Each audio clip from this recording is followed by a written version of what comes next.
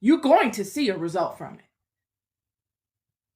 Now, whether you're going to be able to trace that result to Abram or not, that's up for grabs. But there will be a result. So Abram goes into Egypt empowered by a promise of God. In doing so, he tells everybody to tell everyone that Sarah is my sister.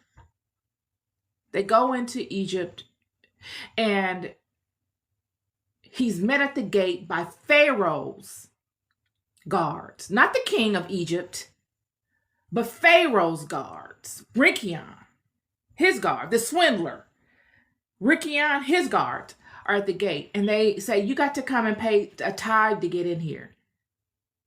And Abram says, I have a gift. Here's your gift. And they said, we need you to open up this chest.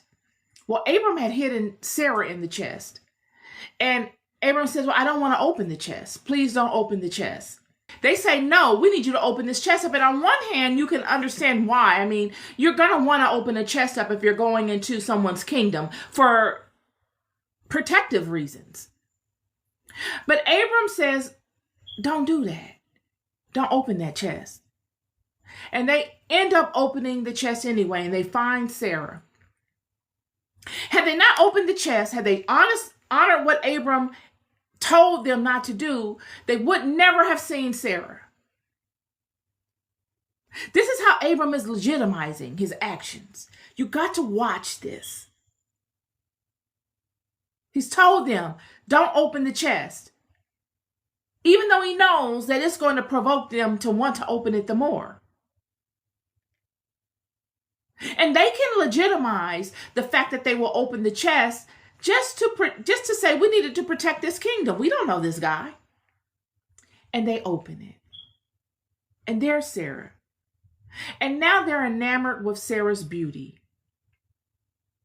And they began to say, oh, Pharaoh would want to see her. And they take her in front of Pharaoh, Rinkion, the swindler. And then Pharaoh says, I'm going to take her in front of the king. And she tells everybody I'm Abram's my brother. Because Abram was afraid that they were going to unalive him because of Sarah, based upon their past activity. Watch this. Their past activity in being deceitful, deceptive, underhanded, wicked, gave them a reputation so that honest and integral people could not come before them and be honest and integral. You can't come before these people with honesty and integrity. They will unalive you. They don't honor such things. Sarah ends up being in front of the king, and they start to have these plagues. They start to experience these plagues in the kingdom. And Rinkion, this sorcerer, this swindler, would notice that these things began happening when Sarah came into the kingdom. And he petitions the king, and they ask Sarah, is this truly your brother?